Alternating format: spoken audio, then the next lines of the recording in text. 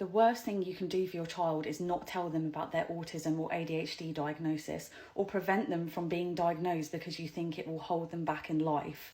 I have had parents of autistic children commenting on my post telling me that they're withholding their diagnosis from their child because they basically don't want them to end up like me, using it as an excuse and holding them back in life.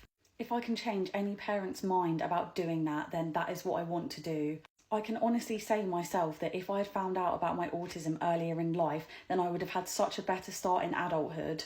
I would have been able to come up with a plan for income and some form of self-employment, learn a trade, rather than thinking that I was going to get over all of these problems that I struggle with and I was going to grow out of them.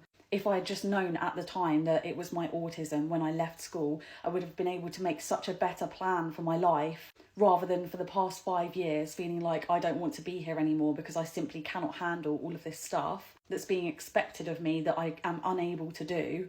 I would have had such a better chance at planning out my early 20s and my adulthood if I had just known what my diagnosis was, if I'd known that this wasn't anxiety that I was going to grow out of. I could have worked with my autism rather than against it this whole time.